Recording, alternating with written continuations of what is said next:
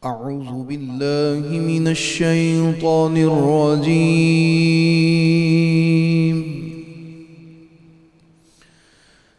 بسم الله الرحمن الرحيم.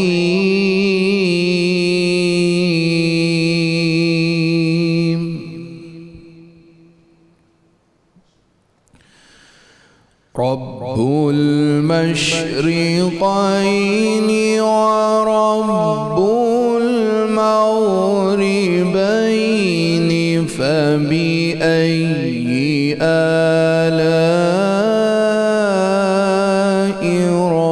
ربكما تكذبان.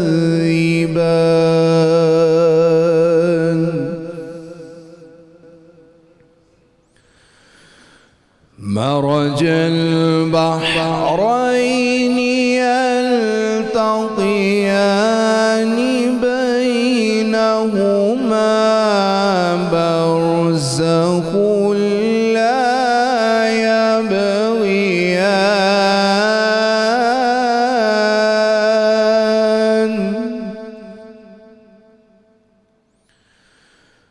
فبأي آلاء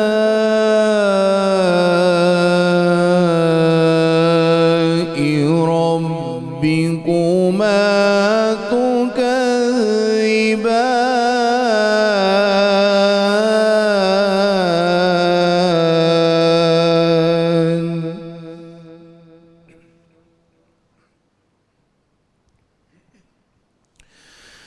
بسم الله الرحمن الرحيم. رب المشرقين ورب المغربين فبأي آلاء ربكما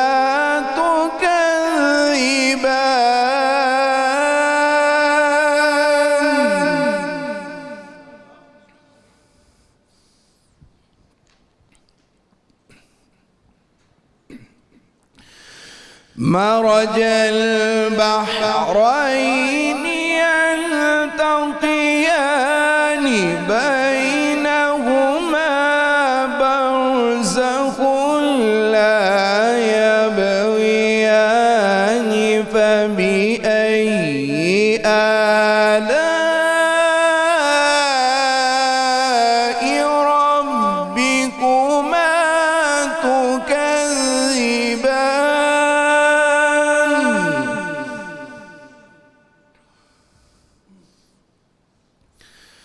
يخرج منهما اللؤلؤ والمرجان. فبأي آلاء ربكما تكذبان.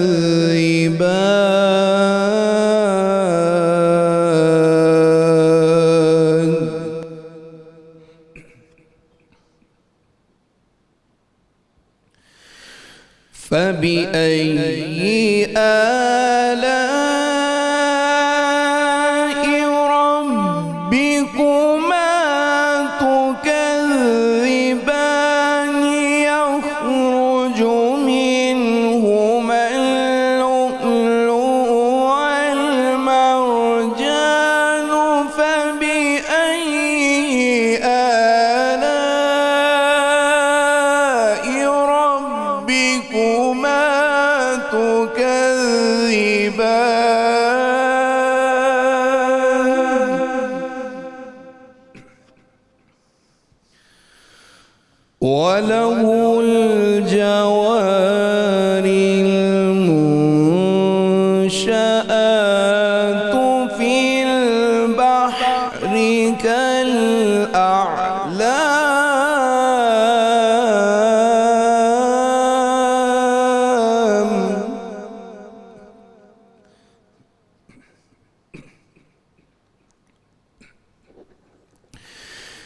فبأي آلاء ربكما تكذبان وله الجوار المنشآت في البحر كالأعلام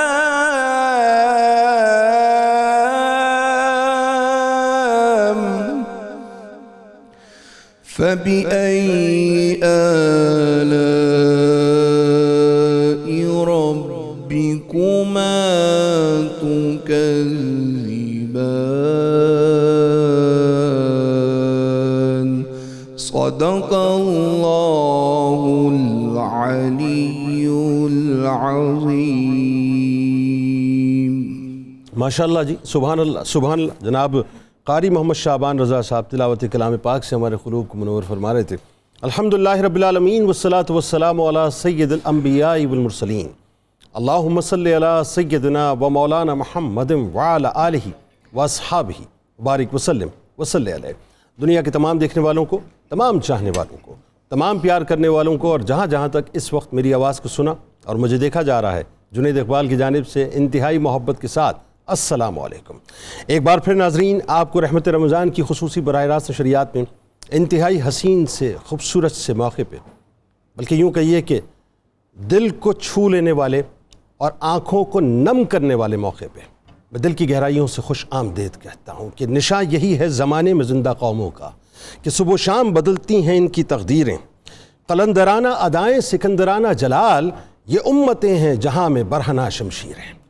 میں ناظرین آج سوچ رہا تھا کہ کہاں سے بات کا آغاز کروں، کہ آج کا دن کم از کم مجھ جیسے شخص کے لیے تو شکرانے کا دن ہے، بلکہ یوں کہیے کہ آج کا دن تو 22 کروڑ عوام کے لیے شکرانے کا دن ہے.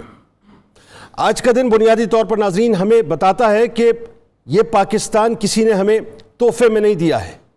آج کا دن پکار کے کہتا ہے کہ یہ پاکستان کسی نے ہمیں پلیٹ میں رکھ کر نہیں دیا ہے.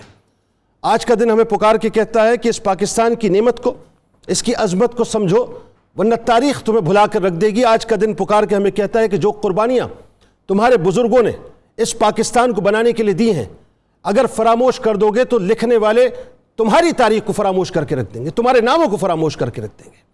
میں سمجھ نہیں پا رہا ناظرین کہ ابتدا کہاں سے کروں، کیونکہ جب میں اس آزاد وطن کے اندر سانس لیتا ہوں، جب میں اس آزاد وطن کے اندر سجدے کرتا ہوں، جب میں اس آزاد وطن کے اندر اللہ اور اس کے رسول صلی اللہ علیہ وآلہ وسلم کا نام لیتا ہوں، جب میں اس آزاد وطن کے اندر مساجد سے گونجنے والی آذانوں کی آوازوں کو سنتا ہوں، ان کو سنتا بھی ہوں اور ان کے اپنے قلب کے اندر پیوست بھی کرتا ہوں، جب میں ناظرین اس آزاد وطن کے اندر اللہ کے فرامین کے تحت، اللہ کے احکامات کے تحت لوگوں کو زندگی گزارتے ہوئے دیکھتا ہوں، جب میں اس آزاد وطن کے اندر کسی کو گائے کے ذبیحہ کے اوپر ذبح ہوتے ہوئے نہیں دیکھتا ہوں، جب میں اس آزاد وطن کے اندر ناظرین مسلمانوں کے اوپر تشدد ہوتے ہوئے نہیں دیکھتا ہوں، جب میں اس آزاد وطن کے اندر مسلمانوں کو ہیچ سمجھ کے، نیچ سمجھ کے کسی کو قتل عام کرتے ہوئے نہیں دیکھتا ہوں، جب میں اس آزاد وطن کے اندر تعصب کی فضا کو ہندوؤں کی جانب سے بھڑکاتے ہوئے نہیں دیکھتا ہوں،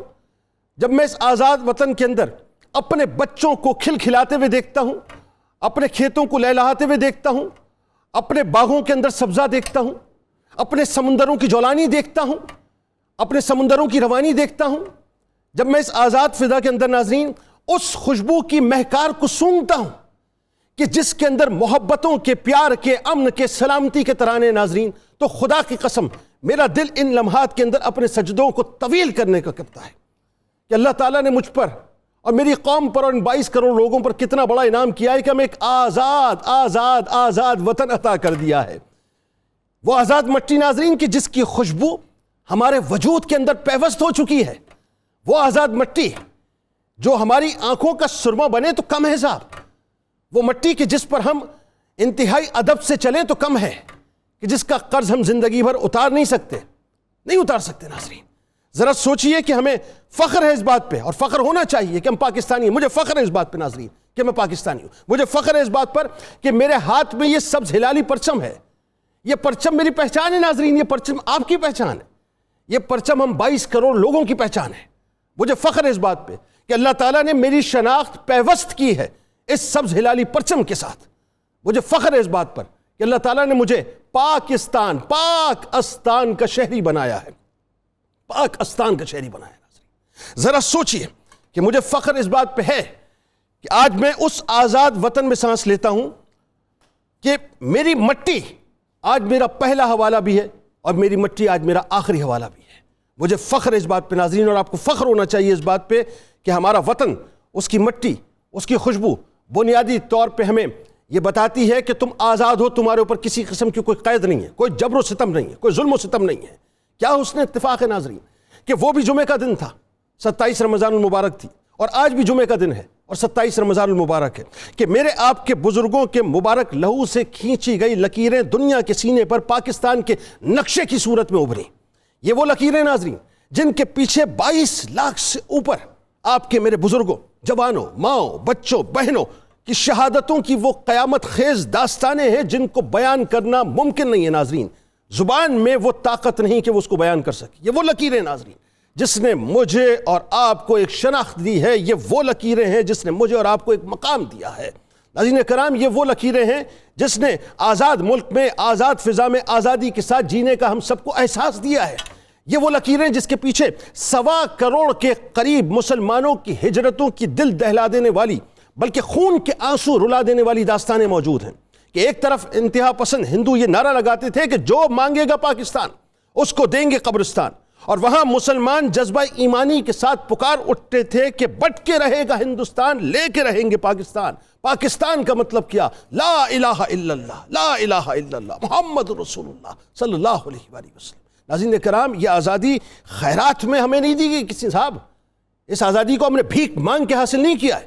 آزادی تو دلوں کو پگھلا دینے والی قربانیاں مانگتی ہیں جو ہمارے بزرگوں نے، ہمارے اسلاف نے دی ہیں. ناظرین کاش پاکستان کے بے قدرے، پاکستان کو کچھ نہ سمجھنے والے یہ سمجھ پاتے کہ ہجرتوں کی داستان کتنی قیامت خیز ہے. سننا چاہتے ہیں؟ سننا چاہتے ہیں تو آئیے ذرا سنیے. کلیجے کو ذرا بڑا کیجیے، اپنی سماعتوں کو ذرا وسیع کیجیے اور سنیے کہ پاکستان کی یہ جو داستان ہجرتوں کی کیا ہے صاحب. کہ وہ دیکھ پاتے کہ ایک طرف مسلم پانی تھا، دوسری طرف ہندو پانی تھا، اور شدت کا عالم یہ تھا کہ مسلمان پانی پینے تک پر مسلمانوں کو، ہندو مسلمانوں کو قتل کر دیا کرتے تھے. ہندوستان کے گلی کوچوں بازاروں میں مسلمانوں کے خون کی ہولی کھیلی جا رہی تھی. ندی نالوں کے اندر بہتی ہوئی مسلمانوں کی لاشیں، جمنا کے پانی کی سرخی اور اس میں تیرتی ہوئی شہیدوں کے جسم. ہولناکی اس حد تک تھی ناظرین کہ ہولناک خونی مناظر، افراتفری، مسلمانوں کے جسموں کے بکھرے ہوئے اعضاء، خون آلود بکھری ہوئی انسانی لاشیں، اجتماعی گڑھوں کی صورت میں مسلمانوں کو دفنایا جانا، مہاجرین کے کیمپس پر ہندو انتہا پسندوں کے حملے، ان کو جلایا جانا، اپنی ساری جائیداد نئے وطن پر قربان کر کے بغیر سواری کے بھوک پیاس کی شدت کے ساتھ پورے گھرانوں کے ساتھ ہزاروں میل کا سفر طے کرنا، ہندو اور سکھ انتہا پسندوں سے اپنی عزتوں کو محفوظ رکھنے کے لیے ماؤں، بہنوں، بیٹیوں کا کنووں اور دریاؤں کے اندر چھلانگ لگا دینا، کٹی ہوئی ٹرینوں کا واگا بارڈر پر آنا. ایسے ملا ہے ناظرین ہمارا پاکستان، ایسے ملا ہے، ایسے ہی نہیں مل گیا. یہ خیرات میں نہیں ملی آزادی ہمیں. یعنی عالم یہ تھا کہ نبی کریم صلی اللہ علیہ وآلہ وسلم کی شان میں کھل کر گستاخی کی جاتی تھی. مسلمانوں کو جبری طور پر زبردستی ہندو اور سکھ بنایا جاتا تھا. مساجد کے اندر معاذ اللہ خنزیر چھوڑ دیے جاتے تھے، دیگر جانور چھوڑ دیے جاتے تھے. قرآن پاک کے اوراق کو سودا لانے کے لیے استعمال کیا جاتا تھا، ان کو جلایا جاتا تھا معاذ اللہ. مسلمان مردوں، عورتوں اور بچوں کو زندہ جلایا جاتا تھا. بچوں کو ان کے ماں باپ کے سامنے زندہ بھونا جاتا تھا ناظرین.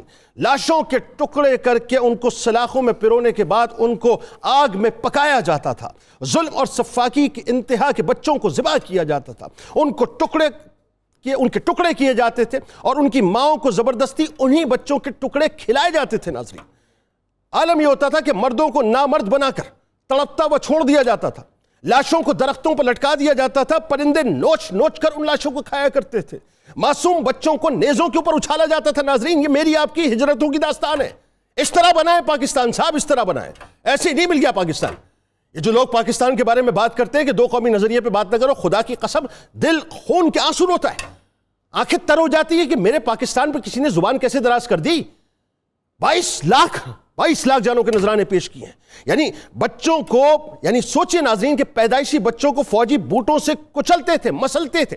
عالم یہ ہوتا تھا کہ کم سن بچوں کی ٹانگیں پکڑ کر انہیں چیر کر 2 حصوں کے اندر تقسیم کر دیا کرتے تھے. ماؤں کے سامنے بچوں کو نیزے مار کر ان کے حلق سے پار کر دیا جاتا تھا. بچے یعنی پھر ان معصوموں کے ناک، کان، ہونٹ کاٹ کے انہی ماؤں کی جھولیوں کے اندر ڈال دیے جاتے تھے. دودھ پیتے بچوں کو ناظرین کیلوں سے ٹھوک کر دیوار پر ٹانگ دیا جاتا تھا. یہ عالم ہوتا تھا. یہ عالم تھا کہ سب سے بڑا امتحان میری آپ کی مسلمان عورتوں کا، بہنوں کا تھا ناظرین، کہ کئی لڑکیوں کو ان کے والدین اور بھائیوں نے عصمت کی حفاظت کی خاطر خود اپنے ہی ہاتھوں سے قتل کر دیا، اور لڑکیوں نے اگر وہ قتل نہ ہوئی تو انہوں نے خودکشی کر لی اس لیے کہ اپنی عصمتوں کو بچا لیں. لاتعداد بچیاں ناظرین اغوا ہو گئیں جن کا پتہ ہی نہیں چلا، آج تک نہیں پتہ چلا کہ وہ گئی کہاں ہیں. والدین کے سامنے جوان لڑکیوں کو برہنہ کر کے ان کی عصمت دری کی گئی. باپ پردہ خواتین کے برہنہ جلوس نکالے گئے ناظرین، برہنہ جلوس نکالے گئے. 52 لاکھ یا 53 لاکھ صرف ہجرت ناظرین مشرقی پنجاب سے ہوئی تھی. یعنی اب سوچئے کہ بوڑھوں کے ہاتھ پیر کاٹ کر ان کو ایڑیاں رگڑ کر مرنے کے لیے چھوڑ دیا جاتا تھا.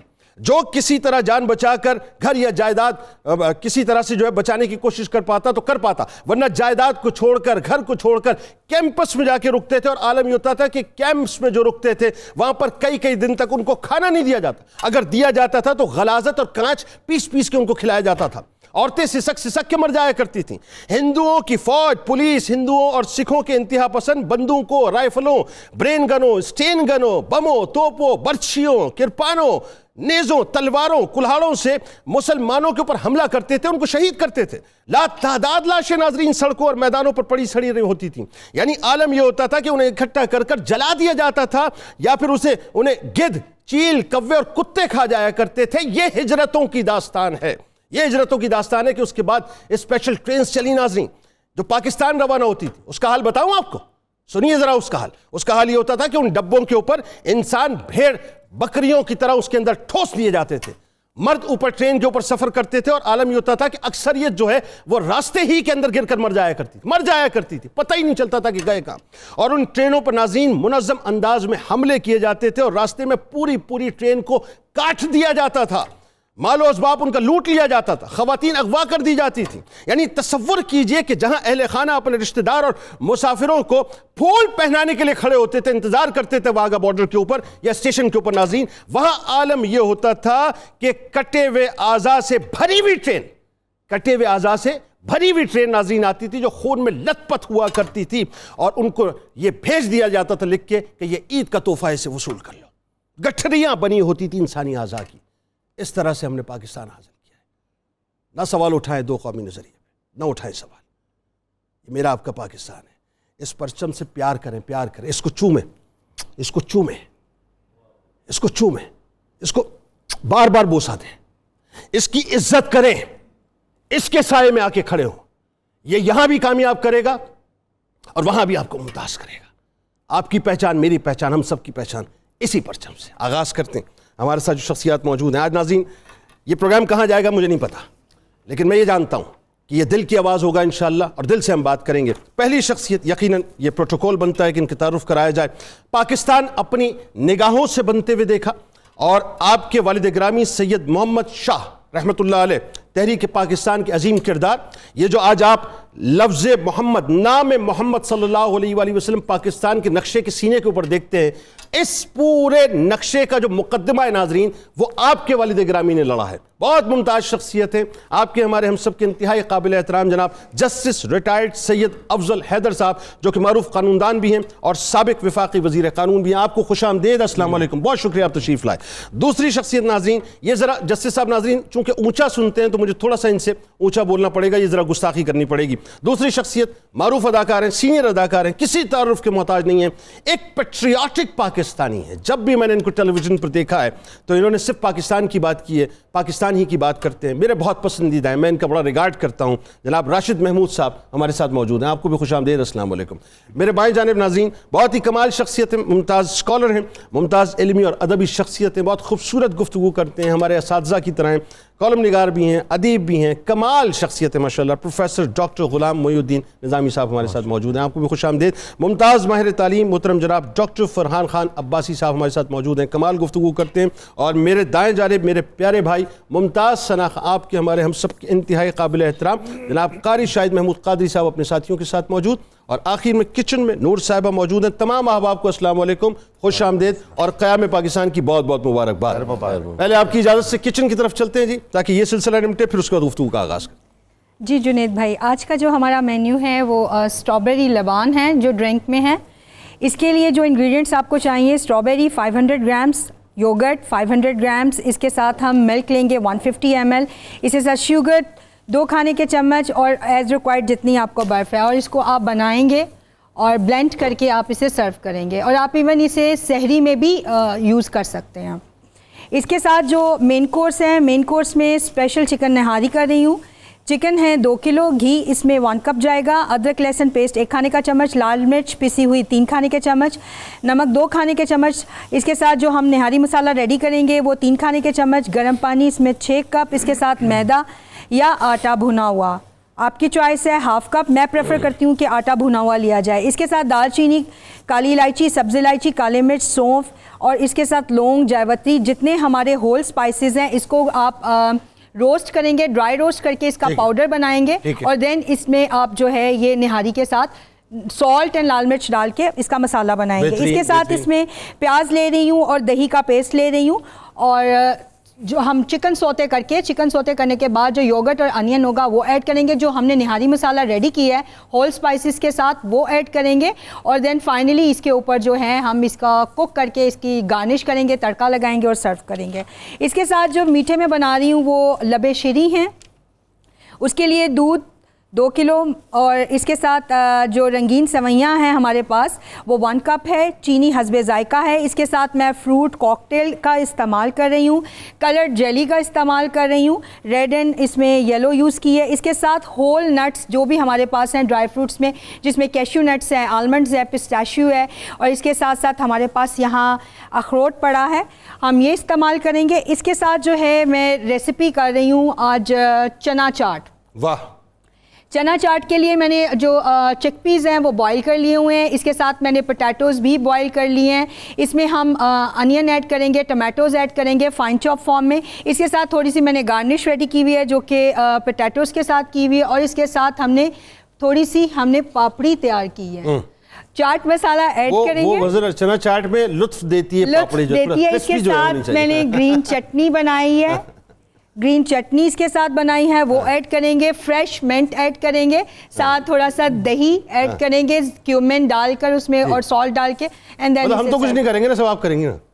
ہاں بس یہ ٹھیک ہے, آپ صرف کھائیں گے. جی بالکل صحیح. چلیں, بہت شکریہ, آپ جاری رکھیے. اور آئیے آغاز کرتے ہیں ناظرین اس محفل کا. ہمارے ساتھ آج آپ نے رہنا ہے کیونکہ آج جسٹس صاحب سے اور ڈاکٹر صاحب سے, ظاہر راشد بھائی سے اور ہمارے ڈاکٹر صاحب سے جو ہے آج بڑی زبردست گفتگو پاکستان کے حوالے سے ہونے والی ہے, اور بڑا آپ کو ایک تاریخی پس منظر انشاءاللہ جسٹس صاحب سے ہم سنوائیں گے.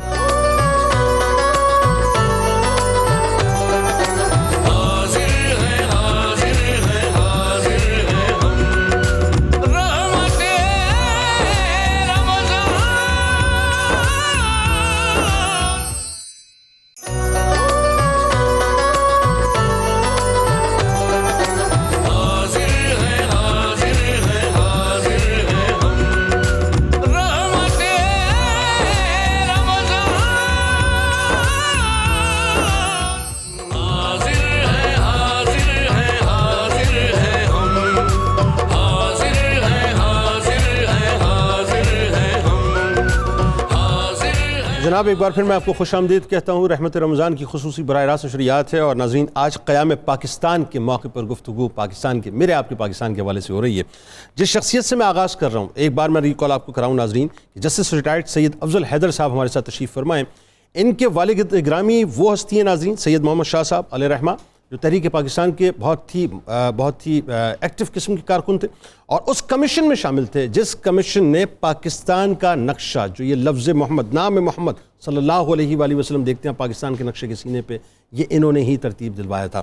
جسٹس صاحب پہلے تو آپ کا بہت شکریہ, آپ تشریف لائے, آپ نے وقت دیا. آپ ہمارے لیے یہ بڑے آنر کی بات ہے کہ آپ جیسی ہستی ہمارے ساتھ موجود ہیں اس وقت. آپ یہ بتائیے, یہ جو پاکستان بنتے ہوئے کیسے دیکھا آپ نے؟ یہ آپ نے ابھی وقفے کے درمیان سوال کیا تھا کہ پاکستان کیسے بنا. جی. بنتے ہوئے دیکھا تو وہ تو ایک بڑی دردناک کہانی ہے، لیکن جو میں آپ کے پہلے سوال کا جواب دینا چاہتا ہوں. کیسے بنا؟ کیسے بنا؟ دنیا کی تاریخ میں سب سے لمبی آزادی کی تاریخ بر صغیر میں لڑی گئی، جو کہ تقریباً 200 سال پر محیط ہے. اتنی بڑی آزادی کی تاریخ دنیا میں کہی ہوئی. اور برطانوی تسلط کے بعد 1928 میں یہ پہلا اہم قدم یہ ہوا کہ برطانیہ کے وزیر ہند نے چیلنج دیا ہندوستانیوں کو کہ آپ میں تو اتنی قابلیت نہیں کہ آپ آئین بنا سکیں اور ہم سے آزادی مانگتے ہیں. یہ ایک بہت بڑا چیلنج تھا. تو اس وقت آل پارٹیز کانفرنس منعقد ہوئی، ٹھیک، جس میں پنڈت جواہر لال نہرو کے والد موتی لال نہرو کو بنایا گیا صدر اس کا، تاکہ وہ ایک آئین تیار کریں. ٹھیک. بدقسمتی سے اس شخص میں اتنا تعصب تھا کہ مسلمانوں نے 1906 کے بعد جو علیحدہ قانونی حق حاصل کر لیا تھا کہ ہم مخلوط کی بجائے جدا گانا انتخاب تھے. جی جی جی بالکل ایسا. اس نے کہا کہ یہ بھی غلط ہے. تو قائد اعظم کو خاص طور پر اور مسلمان جو زعما تھے ان کو بڑی تکلیف ہوئی کہ یہاں تو مسلمانوں کے حقوق کا تحفظ ہی کون نہیں ہے. جی بالکل ایسے. تو اس کے جواب میں قائد اعظم نے یہ کیا، بڑا تحمل کیا. انہوں نے پھر بھی مفاہمت کی بات کی. انہوں نے اپنے مشہور نکات پیش کر دیے. جی جی، وہ نہرو رپورٹ 28 کے بعد جو ہے 14 نکات آئے. بالکل ٹھیک. اب جب وہ نکات پیش ہوئے تو کانگریس نے وہ بھی انکار کر دیا. جی جی بالکل کیا. تو یہ پہلا موقع تھا جب کہ پاکستان کا تصور جو ہے وہ ابھرا. تو آپ پوچھیں گے کیسے؟ ہاں کیسے؟ کہ جس وقت نہرو کی رپورٹ تیار ہو رہی تھی جی، اس وقت علامہ اقبال نے جا کر نہرو سے بات کی تھی. جی. تو نہرو نے کہا، مجھے حیرت ہوتی ہے، اس نے کہا جی کہ آپ، پاکستان کا لفظ اس وقت نہیں تھا، کہ آپ یہ جو صوبہ سرحد ہے، سندھ ہے، پنجاب ہے، بلوچستان ہے، کشمیر ہے اور اس کے علاقے جو ہے، یہ تو اتنا بڑا صوبہ ہوگا، بنگال وغیرہ اس میں جو کہ انویلڈی ہوگا. اس نے لفظ استعمال کیا تھا. لیکن وہ بھول گیا کہ اگر 7 صوبے ہندوستان میں ہندوؤں کے پاس رہیں تو وہ تو ویلڈی ہیں. تو اگر مسلمانوں کا وہ علاقہ جو کہ اتفاق سے اکثریت کا علاقہ ہے، اور یہ بھی یاد رکھیے پاکستان اس لیے بنا کہ اس علاقے میں مسلمانوں کی اکثریت تھی. جی جی بالکل صحیح. یہاں پہ ذرا جیسا مجھے وقفہ لینا ہے، ایک مختصر سا ناظرین وقفہ ہے. ابھی بڑی گفتگو ہونی ہے جسٹس صاحب سے اور ظاہر ہے ہمارے دیگر مہمانان سے بھی، تو ہمارے ساتھ رہیے، لوٹ کے واپس آتے ہیں.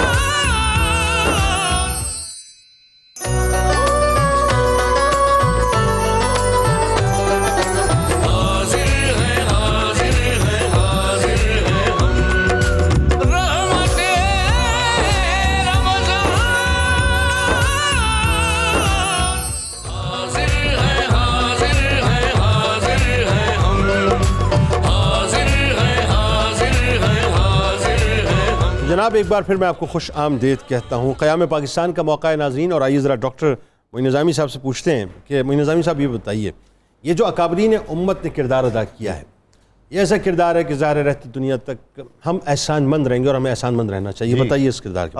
جنید صاحب، سب سے پہلے مجھے یہ عرض کرنا ہے کہ جب یوم پاکستان ہو، عیسوی تاریخ یا ہجری تاریخ تو ہمیں فَبِأَيِّ آلَاءِ رَبِّكُمَا تُكَذِّبَانِ کو ضروری یاد واہ واہ واہ واہ، کیا اچھا جملہ ہے صاحب، واہ کرکس ہے آج کے پروگرام کا، کن کن نعمتوں کو تم کیا جھٹلاؤ گے. کہنے کیا کہنے. ہم اس ایک بہت بڑی عظیم الشان نعمت پر اللہ کا شکر ادا کرتے ہیں، اور ان اکابر امت کا، ان محسنین کا جنہوں نے اس نعمت کو قربانیاں دے کر ہم تک پہنچایا ہے. اللہ میرا خیال یہ ہے کہ کہا گیا تھا کہ پاکستان کی بنیاد اسی دن رکھ دی گئی تھی جب بر صغیر میں پہلا شخص مسلمان ہوا تھا. قائد اعظم کا جملہ، قائد اعظم کا جملہ ہے، جی ہاں، اور بڑا سوچا سمجھا جملہ ہے. اس کے پیچھے پوری تاریخ ہے، پورا تجزیہ ہے، ایک وزڈم ہے. اگلے مرحلے پر ہم یہ دیکھتے ہیں کہ ایک شخص خواجہ معین الدین چشتی اجمیری وہ کہاں سے چلے اور وہ ہندو حکومت کے مرکز میں آ کے بیٹھ گئے، اور اس کے بعد ایک لائن لگ گئی ان درویشوں کی اور ان اللہ والوں کی. یہ سارے سفیر محمدی تھے صلی اللہ علیہ واہ واہ، وسلم، سبحان اللہ سبحان. اور وہی پیغام رحمت لے کر اس خطے میں آئے تھے. تحریک پاکستان سے پہلے بھی ہم یہ دیکھتے ہیں کہ جتنی بھی بڑی تحریکیں تھیں اس میں امت کے علماء اور مشائخ نے بہت قربانیاں دیں، بہت اہم کردار ادا کیا. 1857 میں آپ دیکھ لیجئے حضرت مولانا فضل حق خیر آبادی رحمۃ اللہ علیہ، جنہیں کالا پانی بھیج دیا گیا اور سزائیں اٹھائیں. اس کے بعد تحریک خلافت ہے. تحریک خلافت میں ہمارے علماء اور مشائخ اگر نہ ہوتے، وہ تو ساری تحریک انہی پہ بیس کر رہی تھی. بالکل ایسا، ہندو تو جسٹ وہ استعمال کر رہے تھے، وہ تو انجوائے کر رہے تھے حسب معمول. اور جب تحریک پاکستان کا موقع آیا تو ہم دیکھتے ہیں کہ حضرت پیر جماعت علی شاہ، اللہ 100 برس کی عمر، 100 برس کی عمر جناب، اور 1 ملین مرید، اور نوجوانوں جیسا کردار. یعنی کیا اس وقت جب وہ عام حالات میں ان کے لیے چلنا پھرنا مشکل ہوتا تھا، بالکل ایسا. مسلم لیگ کے جلسے میں حاضر ہوتے تھے، جوانوں جیسا جوش و خروش تھا. وہ جو اقبال نے فرمایا تھا کہ نکل کر خانقاہوں سے ادا کر رسم شبیری، تو ان سارے لوگوں نے وہی کیا. پیر صاحب زکوڑی شریف عبداللطیف، اللہ اکبر، پیر امین الحسنات شاہ، اللہ اکبر، پیر صاحب مانکی شریف، پیر صاحب سیال شریف خواجہ محمد قمر الدین، اور علماء کو تو ایک طرف سے آپ گننا شروع کر دیں. مولانا عبدالعلیم صدیقی، واہ واہ واہ سبحان اللہ، جن کے صاحبزادے علامہ شاہ احمد نورانی تھے. ان لوگوں نے قید و بند کی سختیاں کاٹی، بالکل ٹھیک، اپنے خرچے پہ جلسے کیے، جلوس کیے، بالکل ٹھیک، اور قائد اعظم پر غیر معمولی اعتماد کا اظہار کیا. یعنی جملہ دیکھیں وہ اعتماد بھرا کیا تھا پیر جماعت علی شاہ علیہ رحمہ کا، اللہ کا ولی ہے. جی بالکل. اور مسلم لیگیوں کو مطلب یہ کہہ دیا تھا کہ ہم ووٹ دیں گے، اور اپنے لوگوں کو کہہ دیا تھا ووٹ نہیں دو گے تو قبرستان میں داخل نہیں ہونے دیں گے، دفنائیں گے نہیں. آپ یہ دیکھیں کہ ان ہمارے مشائخ اور علماء کو یہ معلوم ہو گیا تھا کہ یہ اب آخری لکیر ہے. واہ واہ، ہمارے تشخص کی، ہمارے ملی سروائیول کی، اور ہماری دینی اور فکری آزادی کی، اس میں ہم نے ہر قیمت پر اس آزادی کو حاصل کرنا. واہ، وہ آزادی حاصل ہو گئی، مگر اس میں بہت ساری کمی رہی، بہت ساری خامیاں رہیں جس پر ہم بات کریں گے. بالکل بالکل، بات آگے بڑھاتے ہیں. ڈاکٹر صاحب، نظریہ پاکستان، دو قومی نظریہ، آج کے سو کالڈ شمع بردار mummy daddy culture, burger families, مطلب یہ کہیے کہ جن کو پاکستان ہضم آج بھی نہیں ہوتا، کیوں بنا لیا، کیوں لکیر کھینچ دی، بتائیے ذرا دو قومی نظریہ ہے کیا؟ بسم اللہ الرحمن الرحیم. جنید بھائی، آپ کا چینل کا میں بہت زیادہ مشکور اور ممنون ہوں کہ آپ نے آج کی اس محفل میں مجھے دعوت دی، اور میرے جتنے بھی اکابرین ہیں میرے ساتھ یہاں موجود ہیں. سر اقبال فرماتے ہیں میرا طریق امیری نہیں فقیری ہے، خودی نہ بیچ غریبی میں نام پیدا کر. اصل میں جو لفظ نظریہ ہے نا، جس کو آئیڈیالوجی کہتے ہیں، اگر اس کو تھوڑا سا ڈائسیکٹ کریں اور اس کو غور سے دیکھیں تو نظریہ بیسیکلی 4 ستونوں پر کھڑا ہوتا ہے کسی بھی قوم کا نظریہ. پہلا ستون ہوتا ہے آپ کے لیے ایک آئیڈیل ہونا بہت ضروری ہے جس کو آپ نے فالو کرنا ہے. دوسری امپورٹنٹ چیز، آپ کے پاس ایک اپنی انڈیویجول تہذیب ہونی چاہیے جس میں کسی اور کی ملاوٹ نہ ہو. تیسری امپورٹنٹ چیز، آپ کے پاس لٹریچر، رہنمائی ہونی چاہیے. اور چوتھی امپورٹنٹ چیز، اس تمام کے تمام نظریات کا ایک ایسا مجموعہ کسی صورت میں پریکٹیکل ماڈل بن کے آپ کے پاس تاریخ میں موجود ہو.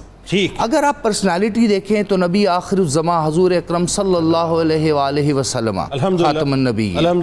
اگر ماڈل دیکھیں تو مدینہ، ریاست مدینہ. اگر لٹریچر دیکھیں تو قرآن و حدیث. اور اگر اس کے بعد وہ پورے کا پورا آپ ذائچہ اپنی اس تہذیب کا کھینچیں تو اسلامک نیشنلزم کی وہ تڑپ، وہ جذبہ جو جب تک اصل میں مسلمانوں کے ساتھ پرابلم یہ تھی کہ مسلمانوں کو معلوم نہیں پڑ رہا تھا. جب فیضی تحریک چلتی ہے، فرازی تحریک چلتی ہے، حاجی شریعت اللہ کے معاملات ہوتے ہیں اور بہت سے ایسے، مسلمانوں کو معلوم نہیں ہو رہا تھا ہمیں جہاد کرنا ہے، ہمیں لڑنا ہے، ہمیں ہندوؤں کے ساتھ رہنا ہے، ہمیں سکھوں کے، ہم کیا کریں. لیکن جب مسلمانوں کی روحوں کے اندر یہ جو نظریہ ایک جگہ پہ یہ چاروں کے چاروں جو اجتماعی طور پر چیزوں کو کہتے ہیں نا ایک جگہ اکٹھا کر کے قائد اعظم محمد علی جناح کی لیڈرشپ میں دوڑا دیا گیا، تو مسلمانوں کو مقصدیت مل گئی. مسلمانوں کے اندر جذبات پہلے سے تھے، محرومی پہلے سے تھی، کہیں نہ کہیں کسی نہ کسی بغاوت کے بہت سے آپ سمجھ لیں آثار نظر آ رہے تھے، ڈائریکشن نہیں مل رہی تھی. اس کے پیچھے بھی وہ تاریخ کے جھروکوں میں اگر آپ جھانکیں تو آپ کو کالے پانی کی سزائیں نظر آئیں گی جو علماء کو جید علماء کو اور مشائخ کو دی گئیں. آپ کو وہ درختوں پر قطار در قطار علماء کی جو ہے قطار در قطار نہیں 22-25 ہزار علماء، جی میں وہی عرض کر رہا ہوں جس کو ہم ٹیکسلا کہتے ہیں اسلام آباد نظر آئیں گے آپ کو. جی بالکل ایسے یہ تب جا کے مستحکم ہوئی ساری عمارت. میں وہی گزارش آپ سے کر رہا تھا، نظریے کا ایک کانسیپٹ ہم نے اپنے ناظرین کے لیے یہاں بیان کیا. اب آتے ہیں دو قومی نظریہ. تو دو قومی نظریہ بتاتا ہے آپ کی تہذیب الگ ہے، میری تہذیب الگ ہے، آپ کے آئیڈیل الگ ہے، میرے آئیڈیل الگ ہے، آپ کا لٹریچر الگ ہے، میرا لٹریچر الگ ہے، آپ کی تہذیب و تمدن اور ماڈل الگ ہے، میرا الگ ہے. آج آپ پاکستان کو دیکھیں، ہم نے غزنی بنوایا یا پرتھوی بنایا ہے، ہم غوری پہ مان کرتے ہیں یا برہموس پہ مان کرتے ہیں. تو آپ کو تاریخ کا الگ الگ نظر آیا، آپ کو آئیڈیل الگ الگ نظر آئے. ہم گیتا کو فالو کرتے ہیں یا قرآن کو فالو کرتے ہیں. اس کا مطلب کیا ہے؟ بائی آل ڈیفینیشن مسلمان کسی صورت بھی کسی غیر مسلمان کے ساتھ سب کچھ تو شیئر کر سکتے ہیں، لیکن اپنی آئیڈیالوجی، اپنا تمدن، اپنی تاریخ، اپنے آئیڈیلز، اپنا لٹریچر شیئر نہیں کر سکتے. یعنی وہ قائد اعظم محمد علی جناح رحمۃ اللہ علیہ کیٹیگوریکل جملے ہیں اس میں نا، اس میں تو دو قومی نظریے کے حوالے سے بالکل آپ نے کہا ہم انٹر ڈائن نہیں کر سکتے، انٹر میرج نہیں کر سکتے کسی بھی صورت. By all definition of a nation we are a separate independent nation. بالکل ٹھیک ہے. راشد بھائی جی، ہم وطن یہ گلستان تیرا بھی ہے میرا بھی ہے، اس کا ہر سود و زیاں تیرا بھی ہے میرا بھی ہے. قائد اعظم کی کہتے ہیں امانت ہم جسے، ورثہ یہ اے مہرباں تیرا بھی ہے میرا بھی ہے. وقت کا ہے یہ تقاضا متحد ہو جائیں ہم، کب سے دشمن آسماں تیرا بھی ہے میرا بھی ہے. سوچ تو گلشن کی بربادی کا کیا ہوئے گا حال، شاخ گل پہ آشیاں تیرا بھی ہے میرا بھی ہے. آب راوی ہو کہ آب سن ہے سب کے لیے، دامن موج رواں تیرا بھی ہے میرا بھی ہے محبت کے نقیب اقبال و خوشحال و لطیف، ان کا فیض بے کراں تیرا بھی ہے میرا بھی ہے. راشد بھائی یہ پاکستان آپ کا بھی ہے میرا بھی ہے، بتائیے. میرا تو صرف پاکستان ہے. واہ، صرف پاکستان ہے. یہ ملک جو ہے یہ کوئی ایسے آسانی سے پلیٹ میں رکھ کے نہیں ملا ہے. 1857 کے آفٹر ایفیکٹ میں جو ماشاءاللہ لفظوں کے ہنر اور لفظوں کی حرمت سے بہت بہتر آشنا لوگ میرے سامنے بیٹھے ہوئے ہیں زیادہ. اور جسٹس یہ آپ کا انتظار ہے. یہ جو سارے کے میں سمجھتا ہوں کہ اس آزادی انسان کا، ہر ہیومن بینگ کا دنیا بھر میں جو بھی اتارا گیا اس کا پیدائشی حق ہے، اور یہ رب کی طرف سے اس کو دے کے بھیجا گیا. اور جہاں بھی جس کے اندر یہ اپنا یہ حق ڈسکور ہو جاتا ہے کہ یہ تو میرا حق ہے، وہ جب اس کے لیے جد و جہد کرتا تو اس کو بغاوت بنا دیا جاتا ہے. اس کے لیے پھر قربانیاں اس آئیڈیالوجی کے لیے دینی پڑتی ہیں. تو 1857 اس کے بعد میں کوئی ایسا خوش کن دور نہیں ہے، لیکن ایک پیشنس، ایک ارادے، ایک اسپرٹ جو ہے وہ مسلمز میں دو ہی کمیونٹی تھی، ہندو تھے وہ بھی شور مچا رہے تھے، وہ بھی. تو الٹیمیٹلی اس رمضان کے اس مبارک 27ویں کو رات 12 بجے مصطفیٰ علی حمدانی صاحب نے اعلان کیا کہ یہ ریڈیو پاکستان میں. میں بیسیکلی براڈ کاسٹر ہوں اور میں ان کی ایفیلیشن میں رہا ہوں ریڈیو سے. یہ ملک جو ہے مجھے آج سے میرے احباب سارے جانتے 40 برس پہلے جب میں ٹی وی شی وی کا ابھی بہت ریڈیو ہی ریڈیو تھا، میں 10 برس کا نہیں تھا جب میں ریڈیو جوائن کیا، اور اب میں 70 پلس ہوں، 60 ایئرز ہو گئے مجھے یہی کام کرتے ہوئے۔ آپ کی ایج ایکچول ہو کیا گئی؟ میں اس 4 جون کو 73 برس کا ہو جاؤں گا۔ یعنی 1 سال چھوٹے ہیں آپ Pakistan, I am a young old man, 1 سال چھوٹے ہیں آپ پاکستان۔ تو اس میں یہ ہوا کہ مجھے میرے سامنے یہ ٹی وی بنے، ریڈیو پاکستان لاہور کے اندر، وہ جو چھپر جس میں اب ان کا سیلز آفس ہے، پہلا پاکستان ٹیلی ویژن وہاں سے شروع ہوا تھا۔ اس کے بعد ایوب خان صاحب نے اس نئے ریڈیو اسٹیشن کا، میرا آغاز جو ہے ایک چھوٹا سا ریڈیو پاکستان لاہور، اس میں گورنر ہاؤس کی بیگ پہ افضل یا افضال صاحب کچھ ایسا نام تھا ان کا، ان کے گھر میں تھا۔ اچھا، وہاں سے آغاز ہوا، پڑھائی چلتی رہی، لیکن ساتھ ساتھ یہ چلتا رہا سلسلہ۔ مجھے اکمل علیمی صاحب ایک بہت مشہور نام ہے ہمارا، وائس آف امریکہ میں رہے، میرے ابا کے دوستوں میں سے۔ آج سے 40 برس پہلے میں نے آڈیوگرافی کی جتنی اصناف ہیں ان سب پہ کام کیا، اور میرے اللہ نے سب جگہ میرے بھرم رکھے۔ اس ملک میں جتنی ٹریننگ فلمز بنی ہیں جوانوں کے لیے، وہ ساری میری بولی ہوئی ہے۔ اور اب یہ جو اب آپ سنتے ہیں مختلف جگہوں کے کہ اب آپ اپنا قومی ترانہ سنیں گے، پہلا وراثت مرزا بھائی کا لکھا ہوا، وہ ان کا بولا ہوا، اب یہ میرا بولا ہوا جو اسی طرح تو مجھے آفر انہوں نے، اکمل علیمی صاحب نے میرے ابا کو کہ یار اس کو یہاں وائس آف امریکہ میں اس کو بیٹھ۔ میرے ابا نے مجھ سے پوچھا، میں نے کہا نہیں، میں نے نہیں جانا۔ حیران ہو گئے کہ خواب ہے لوگ جانا، یہ کیوں نہیں جانا؟ میں نے اپنے بابا سے کہا کہ مجھے شناخت اپنی زمین پہ چاہیے۔ واہ واہ واہ واہ واہ واہ واہ، کیا بات ہے، کیا مجھے جب یہاں میری شناخت مل جائے گی تو ساری دنیا میں ہو جائے، اور شناخت ساری دنیا میں ہو گئی۔ پاکستان کو آپ کے اوپر فخر ہے، اس میں کوئی دوسری رائے نہیں کہ یہ شناخت ہے ہماری۔ آپ سے بات ہو رہی تھی، اسباب آپ بتا رہے تھے پاکستان بننے کے، وہیں سے بات اپنی کنٹینیو کیجیے گا، جو آپ اسباب فرما رہے تھے پاکستان بننے کے۔ وہ میں گزارش کر رہا تھا کہ جب علامہ اقبال نے نہرو کے ساتھ بات کی تو اس کے بعد پھر انہوں نے ان کا بڑا مشہور خطبہ جو ہے الہ آباد والا 1930 کا، جس میں انہوں نے 2 نکتے واضح کیے کہ میں نے نہرو سے جو بات کی تھی وہ وہی تھی جو مجھ سے پہلے مسلم کانفرنس نے ایک آزاد مسلمان ممالک ملک کے لیے کی تھی، اور پھر انہوں نے بتایا کہ میں ایک دیکھ رہا ہوں کہ پنجاب وغیرہ میں ملا کر ایک ریاست بنے گی، اور اس کی بنیاد 2 چیزیں ہیں۔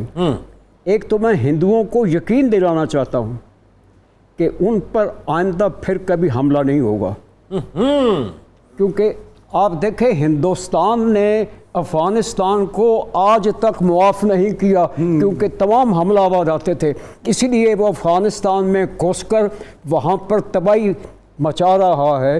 یعنی وہ جو تاریخ تھی وہ آج تک نہیں بھولیں۔ تو قائد اعظم نے یہ کہا کہ میں آپ کو یقین دلاتا ہوں کہ ہم بفر سٹیٹ ہوں گے، اور دوسرا یہ کہ میں مسلمان ایک مسلم ریاست اس لیے چاہتا ہوں کہ اسلام آزاد ہو۔ The Islam should be liberated from Arab imperialism. اچھا سر، ایک بات بتائیں مجھے، یہ یہاں پہ میں اب یہ بات مکمل ہوئی، مجھے ایک سوال کا جواب دیں۔ یہ جو آج کھڑے ہو کے لوگ کہتے ہیں کہ قائد اعظم سیکولر تھے، سیکولر اسٹیٹ بنانا چاہتے تھے، قائد اعظم کیا چاہتے تھے بتائیے؟ Islamic state? یہ تو آپ نے تو پاکستان بنتے ہوئے دیکھا ہے نا۔ بات یہ ہے کہ علامہ اقبال سے پہلے آپ جمال الدین افغانی کے پاس جائیں، آپ سر سید کے پاس جائیں، آپ سید میر علی کے پاس جائیں، محرم علی چشتی کے پاس جائیں، علامہ اقبال کے پاس جائیں، آپ قائد اعظم کے پاس جائیں، یہ تمام لوگ جو تھے ان کا ایمان تھا کہ اللہ اور اس کے رسول نے جو ہمیں 3 چیزیں دی ہیں قرآن پاک نے۔ نمبر 1 مستقل اقدار، permanent values. Number 2 guiding principles, ہدایت کے اصول۔ اور تیسرا اخلاقی ضابطہ، یہ دنیا کے کسی کتاب میں نہیں۔ اسی لیے محمد علی جناح نے ماؤنٹ بیٹن کو کہا تھا کہ مجھے کسی اکبر کی ضرورت نہیں ہے، میرے پاس آقا نامدار صلی اللہ علیہ وسلم کی سیرت ہے. ارے سبحان اللہ سبحان اللہ, کیا کہنے, واہ واہ واہ. یہاں یہ سیکولر کی بات ہی کون ہے. میں خود بڑا سیکولر ہوں, لیکن میری کوشش یہ ہوتی ہے کہ میں زبانی نہ کہوں کہ پاکستان کا مطلب کیا, لا الہ الا اللہ. میں سمجھتا ہوں کہ علامہ اقبال نے, ان بزرگوں نے ہمیں بتایا تھا کہ لا الہ الا اللہ محمد رسول اللہ, جو توحید کا تصور ہے اس کو زندگی میں عملی شکل پہناؤ. واہ واہ واہ واہ. اور وہ تب ہے کہ جب تم بھی رب بنو گے, واہ, جب تم بھی خالق بنو گے, ہائے ہائے, جب تم بھی عالم بنو گے, ہائے ہائے, جب تم بھی فلاح کرو گے. ہائے ہائے. تو جب تک میں یہ نہ کروں تو پاکستان کا مطلب کیا ہے؟ اچھا آپ کی جسٹس صاحب, آپ کی جو پیدائش ہے وہ 19 اگست 1931. 19 اگست کو. اچھا 19, اور پاکستان کی پیدائش جو ہے وہ 14 اگست. اچھا اب مجھے بتائیے ذرا کہ 91 برس ہو گئے ماشاءاللہ آپ کے نا, ہاں 91 کے ہو گئے نا. اچھا اس کا مطلب آپ 16 برس کے تھے جب پاکستان بنا. جی میں 46 میں نے 15 سال کی عمر میں میٹرک کر لیا تھا اور ایف سی کالج میں نے جوائن کیا تھا, اور 10 دسمبر 1946 کو میں مسلم اسٹوڈنٹ فیڈریشن کا ممبر بنا تھا. واہ واہ واہ. میرے پاس آج بھی رسید موجود ہے. اور اسی سال میں اگرچہ نابالغ تھا, کیونکہ شرط یہ تھی کہ مسلم لیگ کا ممبر ہونے کے لیے 18 سال چاہیے تھے. تو میرے والد نے کہا کہ بیٹا تم ممبر نہیں بن سکتے. وہ رسید بھی میرے پاس پڑی ہے. میں نے کہا جی میں نے ممبر بننا ہے, وہ بھی رسید میرے پاس. اور یہ میرا چیلنج ہے کہ مجھے کوئی دکھا دے کہ 46 میں وہ مسلم لیگ کا ممبر تھا, وہ میرے پاس ہے. میرا خیال ہے پورے پاکستان میں آپ ہوں گے کے پاس. میرا چیلنج ہے. ناظرین کرام مجھے کہنے دیں یہ بات. ناظرین کرام جب آپ کہیں گے میں آپ کو دکھا دوں گا. سر جسٹس ریٹائرڈ سید افضل حیدر صاحب اس وقت ہمارے ساتھ موجود ہیں, اور آپ مسلم اسٹوڈنٹس فیڈریشن کے ممبر ہیں. اس وقت پاکستان میں واحد ہستی ہیں آپ اس وقت, یعنی 22 کروڑ عوام میں. یہ کتنے بڑے پرائڈ اور فخر کی بات ہے کہ یہ ہستی اس وقت پاکستان میں موجود ہیں, اور اس وقت ہمارے اس پروگرام میں موجود ہے, اور ہمیں بتلا رہے ہیں کہ پاکستان بنا کیسے ہے بنیادی طور پہ. میرا تو میں گزارش کروں گا موجودہ حکومت سے کہ جسٹس صاحب کو باقاعدہ ایک احترام سے بلوا کر ان کی استقبالیے کے طور پہ ایک تقریب کی جائے, اور ان کو بڑے اعزازوں سے نوازا جائے کہ ہمارا سرمایہ ہے کہ ان کے والد گرامی نے پاکستان کا نقشہ جو ڈیزائن ہوا ناظرین, وہ نقشہ ڈیزائن کروایا ہے. بات یہ ہے جی کہ مجھے اعزاز کی کوئی ضرورت نہیں, لیکن سر ہمیں تو ضرورت ہے. مجھے کوئی ضرورت نہیں ہے. ہمیں ضرورت. یہاں سب جھوٹ پہ کام چل رہا ہے, مجھے کوئی ضرورت نہیں ہے. میں آپ کو دوسرا نقطہ بتائیے. پاکستان بننے کی دوسری وجہ تھی, جب علامہ اقبال نے یہ خطبہ دیا تھا تو اس وقت راؤنڈ ٹیبل کانفرنس ہو رہی تھی 1930-31 میں. اور اس کے بعد ہمارے ساتھ بدماشی یہ ہوئی کہ انگریز نے کمیونل ایوارڈ کر دیا. کمیونل ایوارڈ میں پنجاب کی 57% آبادی کو 46 کر دیا, بنگال کو کر دیا. کن کے لیے؟ یہ جو یو پی سی پی کے مسلمان ہیں, ان کو ایک سیٹ زیادہ دینے کے لیے پاکستان کے لیے قربانی بنگال نے دی, پاکستان کے لیے قربانی پنجاب نے دی. ان کو ایک سیٹ دلوانے کے لیے ہم نے اپنا 10% اپنا نمائندگی ختم کر دی. یہ جو کہتے ہیں نا کہ انہوں نے قربانی تو ہمیں تو اپریشیٹ ہی نہیں کیا گیا. یہی تو وجہ ہے کہ پنڈت نہرو نے جب اعلان کیا 1929 میں ہندوستان کی آزادی کا, لاہور سلیکٹ کیا. محمد علی جناح نے جب اعلان کیا لاہور سلیکٹ کیا. یہ کیوں کیا؟ ہندوستان سارا پڑا تھا. بالکل یہ مرکز ہے. یہ غور طلب بات ہے. اچھا دوسری بات یہ ہے کہ جب یہ اعلان ہو گیا کمیونل ایوارڈ کا تو قائد اعظم نے کہا کہ بات یہ ہے جی کہ اب الیکشن کرواؤ. ٹھیک. تو 1935 کا قانون کے تحت 1937 میں الیکشن ہوئے. وہ تعصب ایکٹ جو مطلب انٹروڈیوس کرایا تھا. وہ بڑا دل خراش پہلو ہے کہ قائد اعظم نے پارلیمنٹری بورڈ میں مسلمانوں کی مذہبی تنظیموں کے 57 ممبرز کو رکن بنایا, لیکن ایک کر کے چھوڑ گیا. سر اس پہ گفتگو کرتے ہیں, مجھے ذرا سا موقع دیں. میں نے ذرا جو ہے وہ آگے اپنا نعت خوانی بھی ذرا کروانی ہے, تو انشاءاللہ کچن سے آتے ہیں پھر آپ سے گفتگو کرتے ہیں. جی اپنا نور صاحبہ پہلے تو بتائیے کہاں تک پہنچی آپ؟ جنید بھائی یہاں پہ ہماری جو نہاری ہے, چکن نہاری, وہ دم پر ہے، اور اس کے ساتھ جو ہم نے لبے شیری بنایا ہے وہ میں اس وقت چل کرنے کے لیے رکھ چکی ہوں. اس کے ساتھ ہمارا جو لبان ہے، اسٹرابیری لبان، وہ ریڈی ہو چکا ہے. اسٹرابیری لبان؟ یس. یا لبن؟ اٹ مینس لبن اور لبان. وہ عرب میں جو لبن ہوتی ہے، لبن بولتے ہیں. یس، لبن بولتے ہیں اس کو. Exactly. It means flavour yoghurt نا. ہاں وہی میں کہہ رہا ہوں، فلیور یوگرٹ. وہ لبن کیا ہے؟ اسٹرابیری لبن ہے وہ بیسیکلی. لبن. اینڈ اس کو آپ سحری میں بھی سرو کر سکتے ہیں. ہاں بالکل کر سکتے ہیں، اور افطار میں بھی سرو کر سکتے ہیں، فساد کیونکہ کروائیے اس کی گھر میں. تاثیر بہت ٹھنڈی ہے. کروائیے فساد گھر میں، وہ فوراً شروع ہو جائے گا کہ جی سحری میں بھی چاہیے ہمیں. ڈی ہائیڈریشن سے بچے رہیں گے. اور اس کے ساتھ جو ہے یہاں پر ہم چنا چاٹ جو ہے اسٹارٹ کرنے والے ہیں. واہ بہترین، آپ کیجئے.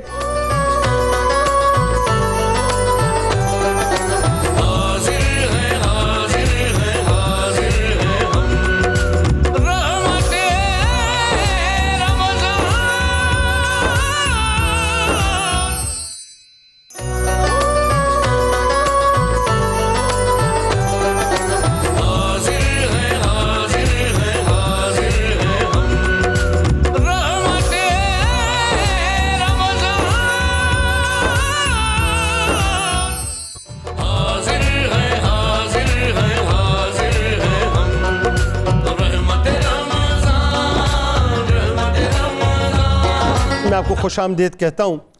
جو آف دی ریکارڈ ناظرین گفتگو اس وقت ہو رہی ہے نا، ہم آن دی ریکارڈ تو ظاہر گفتگو کر رہے ہوتے ہیں، براہ راست آتے ہیں بات کرتے ہیں. میں آف دی ریکارڈ گفتگو آپ کو سنوا نہیں سکتا ناظرین، یعنی سن کے میرے کانوں سے دھوئے نکل رہے تھے اس وقت. جو جسٹس صاحب پاکستان بننے اور پاکستان بننے کے بعد جو کچھ بھی پاکستان کے ساتھ ہم نے کیا، اس نعمت عظمیٰ کے ساتھ وہ جو سنا رہے تھے ناظرین، وہ میں بیان نہیں کر سکتا. خدا کی قسم ہم نے حق ہی ادا نہیں کیا پاکستان کا.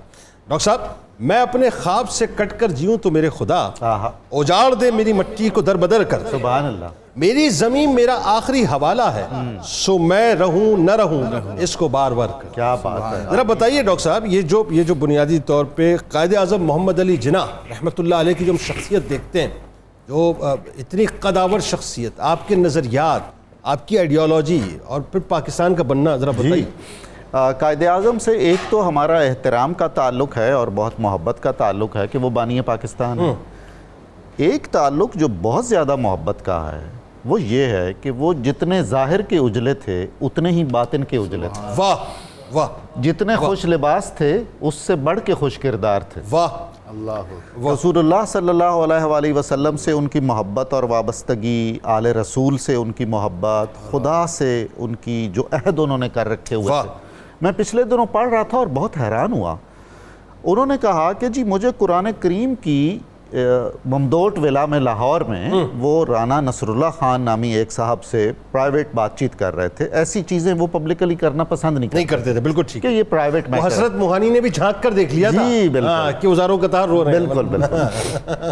تو انہوں نے کہا کہ جناب نوجوانی سے مجھے قرآن کریم کی ایک سورت بہت پسند ہے. وہ سورہ فیل انہوں نے بتایا. آپ دیکھیے کمال ہے. کیا کمال. انہوں نے کہا کہ مجھے ہاتھیوں والی اور ابابیلوں والی صورت بہت پسند ہے اور میں بہت پڑھتا ہوں. اور وہ کر کے دکھا دیا پاکستان کی صورت میں. بات یہ ہے. کیا بات. آپ دیکھیے کیا مناسبت ہے. واہ واہ واہ واہ واہ. ہمارے پاس ہماری تاریخ میں قائد اعظم اور ان کے چند ساتھیوں کے علاوہ ایسا اجلا دامن اور کوئی نہیں ہے. ایسا ہی ہے. بالکل ایسا. اور یہی ہمارا المیہ ہے. گورنر جنرل کا بھائی انہیں نہیں مل سکتا، اس نے کارڈ پہ لکھ دیا تھا اپنے نام کے ساتھ کہ میں محمد علی جناح کا بھائی ہوں. بالکل ٹھیک. نہیں ملے. بالکل ٹھیک ہے. قریبی ترین دوست نے کہا کہ میری ایک فائل عدالت میں رکھی ہوئی ہے، آپ ہلکا سا کہہ دیجیے. بالکل ٹھیک ہے. انہوں نے کہا کہ میں گواہی دیتا ہوں تمہاری فائل سچی ہے، لیکن سربراہ مملکت کے دائرہ کار میں نہیں ہے کہ وہ سفارش کرے. واہ واہ واہ واہ. یہ وہ انہوں نے سیٹ کیا. واہ. ان کے قریبی ترین لوگ جب وہ زیارت میں تھے یا گورنر جنرل ہاؤس کراچی میں تھے، بتاتے ہیں کہ رات کو اٹھ کر اضافی بتیاں بند کرتے تھے کہ قوم کا پیسہ ہے. بالکل ایسا. ایک اے ڈی سی نے لکھا ہے کہ میرا بل آیا جو میں اپنے تنخواہ سے ادا کیا تو انہوں نے مجھے بلوایا. انہوں نے کہا بیٹا آپ کا بل ذرا زیادہ آیا ہے، آپ نے خود پیسے دیے ہیں، مجھے کوئی ایشو نہیں ہے اس میں، لیکن ہر پاکستانی کو یہ سمجھنا چاہیے کہ اس کا پیسہ پاکستان کا پیسہ بھی ہے، اس کا ذاتی پیسہ بھی پاکستان کا پیسہ ہے. سر کمال یہ آپ تو دیکھیں، اسے سوچ کے خرچ کرنا چاہیے. کمال یہ ہے کہ 37 روپے کا فرنیچر اس زمانے میں جی. آپ نے سرکاری طور پہ منگوایا. جب لسٹ آپ نے دیکھی تو اس میں 7 روپے الگ سے کرسیوں کے لکھے ہوئے تھے. تو پوچھا کس کے؟ تو بتایا گیا یہ آپ کی بہن فاطمہ جناح جی کی. نہیں. فاطی کہتے تھے پیار جی سے. فاطی کہتے. فرمایا کہ فاطی کو بلاؤ اور اس سے کہو کہ یہ سرکاری خرچ میں 7 روپے نہیں ہوں گے. بالکل یہ کردار ہے یہ کردار ہے صاحب. جناب. ذرا بتائیے کہ حضور کمال میں ہے. آپ کو بتاؤں یہ جو دن ہے نا، یہ دن ایکچولی میرا اپنا ماننا یہ تجدید عہد وفا کا دن ہے. بے شک خوش ہو. تجدید عہد وفا کا دن. بتائیے ذرا کیسے تجدید عہد وفا کیسے؟ سر دیکھیں، تجدید ہم نے اس عہد کی کرنی ہے جس کی طرف علامہ محمد اقبال ولی کامل اشارہ فرماتے ہیں، اور آپ کہتے ہیں کہ محمد سے وفا تو نے تو ہم تیرے ہیں. یہ محمد سے وفا تو نے تو ہم تیرے ہیں. یہ شرط ہے. جہاں چیز ہے کیا لوح و قلم تیرے ہیں. واہ واہ. آج اس ایک چھوٹے سے جو مصرے ہیں ان کو سمجھنے کی اور ان کے ساتھ تجدید کرنے کا وقت ہے. دیکھیں سر، جب ہم نے عہد کر لیا وفا کرنے کا تو اللہ تعالیٰ نے ہمیں ہندوستان میں سے پاکستان عطا کر دیا. واہ. ہندوؤں کی دھرتی میں سے پاک دھرتی عطا کر دی. آج ہم اگر اس کی تجدید کرنے میں ناکام ہو گئے، اپنی نوجوان نسل کو سمجھانے میں ناکام ہو گئے، یا جس طرح اس وقت میرے پاس یہ سعادت اور یہ عظمت حاصل ہے جو میں اپنی نسل کو بتاؤں گا کہ میں اپنے اکابرین میں بیٹھا تھا، ہم اگر اپنی اگلی نسل کو اس طرح کے اکابرین اور اپنے آنے والی نسلوں کو یہ فلسفہ، یہ اسپرٹ، یہ روح، یہ اساس، یہ جذبات حقیقت کے جو پیراہے میں نہ بتا سکے تو سر یہ جو تجدید ہے یہ لفاظی تجدید ہوگی، الفاظی تجدید ہوگی، اور ایسی تجدید کو قانون قدرت نہیں مانتا. اس لیے ہمیں آج دلوں میں تجدید کرنی ہوگی، روحوں میں تجدید کرنی ہوگی. صرف ان قبور پر جا کر کے جو سیریمونیل تجدید ہے وہ نہیں کرنی ہوگی. اور جب ہم اپنی روحوں میں وہ تجدید کریں گے، آپ بلیو کریں جنید بھائی، وہ جو کی محمد سے وفا تو نے تو ہم تیرے ہیں، تو یہ سب کچھ ہمارا ہے.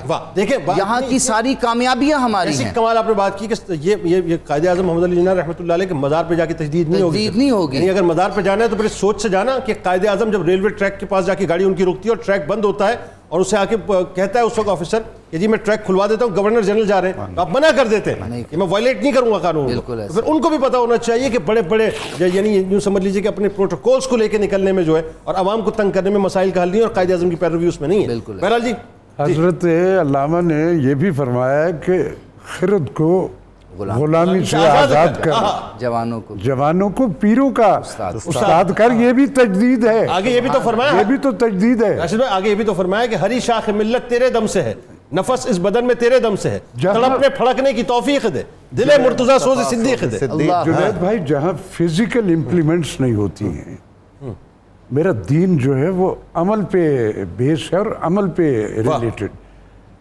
ہم اپنے اپنے سروائیول کے لیے، اپنے اپنے ٹینور کے لیے 74 برس سے باتیں کیے چلے جا رہے ہیں. فزیکل امپلیمنٹس جب ہوں گی تو تب اس کے آفٹر ایفیکٹ. اس پہ گفتگو کرتے ہیں راشد بھائی.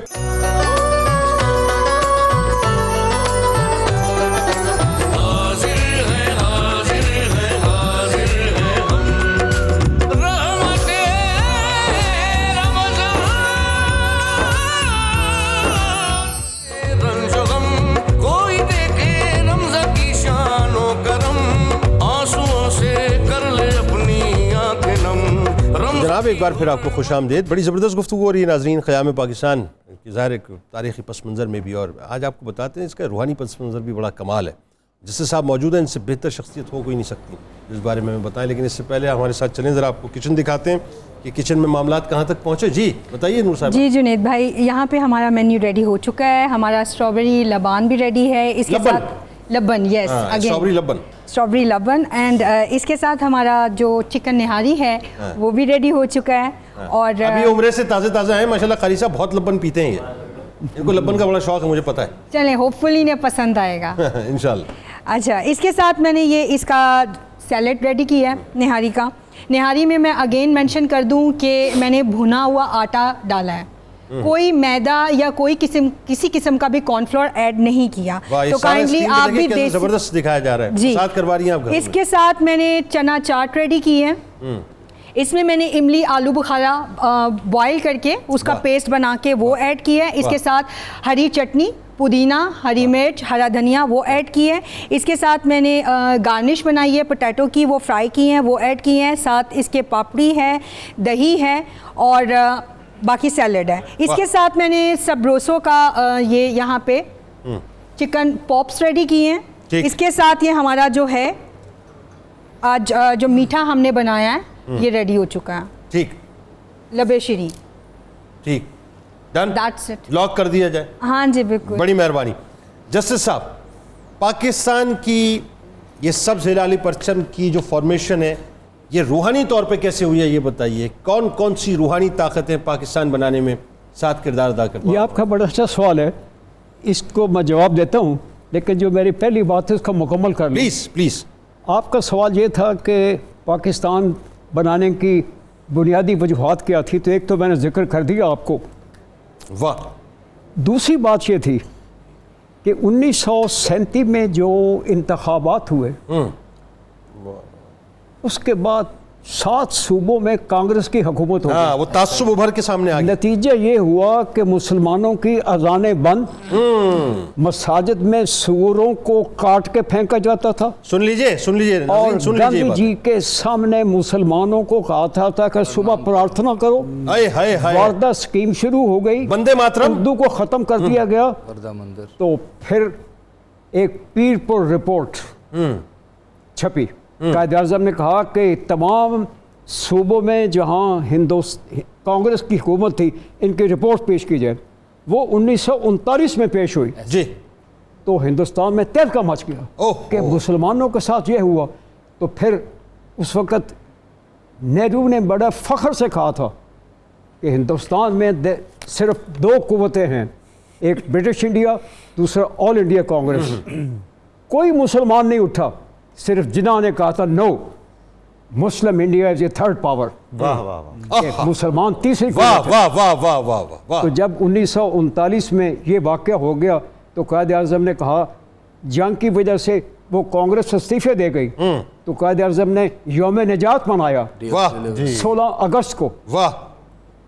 اور جبھی تو نہرو کی بہن نے کہا تھا نا کہ اگر ایک قائد اعظم ہمارے پاس ہوتا تو ہم پاکستان بننے نہ دیتے. گزارش یہ ہے جی کہ اس کے بعد 200 سالوں کا جو نچوڑ تھا وہ 1940 کی قرارداد میں ہے. واہ واہ واہ واہ. اور اس قرارداد کا جو اظہار ہے وہ یہ نقشہ ہے. واہ سبحان اللہ. یہ میرا پرچم ہے, یہ پیارا پرچم ہے. یہ سنتے جائیں ذرا, یہ بڑی میں تلخ بات کرنے لگا ہوں. ہاں ہاں. کہ ہمارا نظریہ 1940 کی قرارداد میں ریفلیکٹ ہوتا ہے, کیونکہ تمام مسلمانوں کا 200 سال کی کوششوں کا سوچ کا نتیجہ کیا تھا 23 مارچ کا. بالکل ٹھیک ہے, بالکل ٹھیک. قرارداد ریزولوشن آف پاکستان. اور اس کی 2 شقیں ہیں. نمبر 1, مسلم اکثریتی متصل علاقوں کو ملا کر ریاستیں بنانا. بالکل ٹھیک ہے. اور دوسرا, اقلیتوں کا تحفظ ہوگا. بالکل صحیح, بالکل ٹھیک. یہ 2 ہی چیزیں تھیں. بالکل صحیح. یہ ہے نظریہ پاکستان جو اس میں ہے. بالکل ایسا ہی. یہ جو سفید ہے یہ شق نمبر 2 ہے, اور یہ جو سبز ہے یہ شق نمبر 1. واہ واہ واہ واہ واہ. کیا بات ہے, کیا بات, کیا بات. جیسے اب اس پہ بات کرتے ہیں راشد بھائی. اب آپ کا میں یہ بتائیے, جس پاکستان کو آج آپ دیکھ رہے ہیں یہ آپ سے 1 سال بڑا ہے, لیکن اس پاکستان نے ہم سب کو سمو لیا اپنے اندر. کیا وجہ ہے کہ ہم پاکستان کو اپنے اندر نہیں سمو رہے؟ دیکھیں, جب میری خوشیاں میرے غم میری زمین سے ریلیٹڈ نہیں ہوں گے تو یہ اسی کے آفٹر ہے.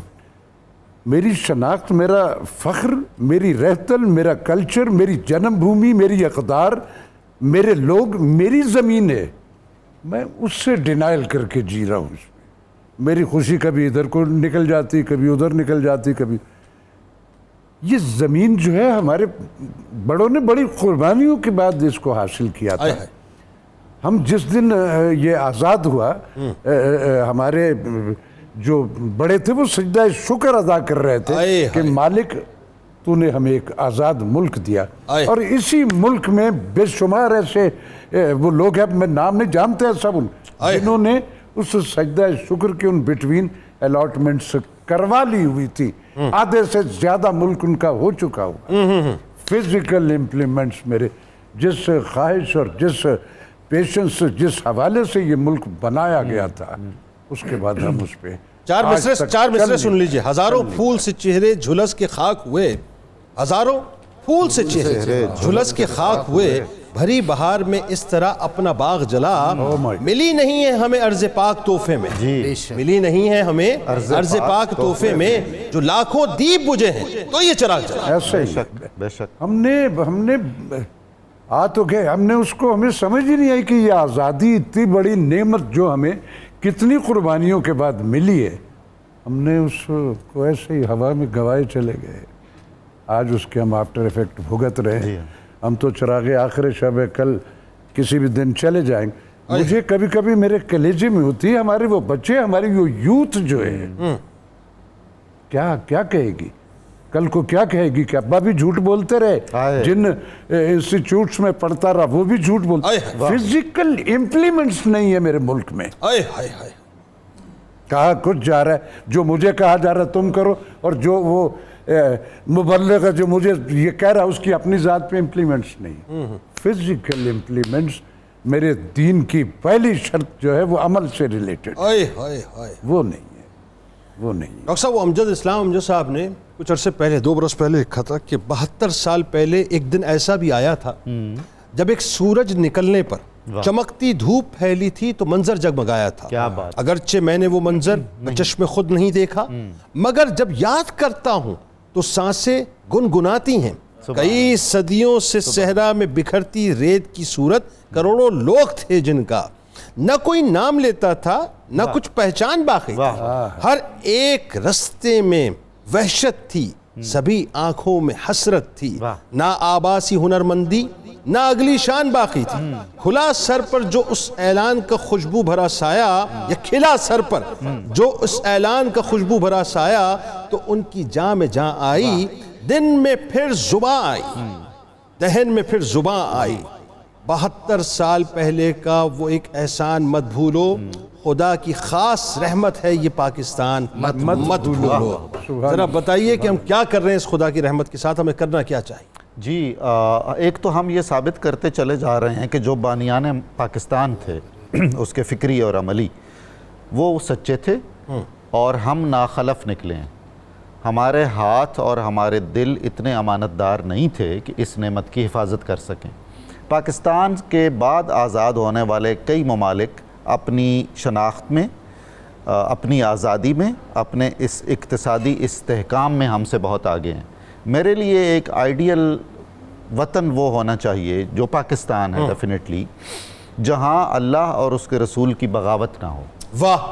اطاعت اگر ہو سکتی ہو تو اطاعت سبحان اللہ، بغاوت نہ ہو، اس لیے کہ یہ اسلام کے نام پہ بنا ہے، اس لیے کہ اس کا تعلق مکہ سے ہے اور اس کا تعلق مدینہ سے ہے، کیا اس کی وہ شناخت برقرار رہنی اللہ۔ چاہیے۔ دوسرا، مجھے وہ ملک چاہیے اور میری آنے والی نسلوں کو وہ ملک چاہیے جہاں قانون کی حکمرانی، کیا کہنے بھائی، اس کا خواب دیکھنے والا ماہر قانون ہے، اس کا بانی ماہر قانون ہے، واہ، اس کی پہلی ٹیم میں ماہرین قوانین کی اکثریت ہے، واہ، یہ اس ہستی کے نام پہ بنا ہے جس نے انسانیت کو سب سے بڑا قانون دیا، جن کی بشارت ہے پاکستان، جن کی بشارت ہے پاکستان۔ تو جہاں قانون کی بالادستی ہو، 1400 سال پہلے کا وہ منظر مجھے یہاں دکھائی دینا چاہیے کہ گورے کو کالے اور اس میں کوئی تمیز نہیں، محمود و ایاز ایک سے ہیں۔ واہ واہ! مجھے قائد اعظم کا وہ پاکستان چاہیے جو قرارداد پاکستان میں جھلکتا ہے، جہاں رشوت نہیں ہے،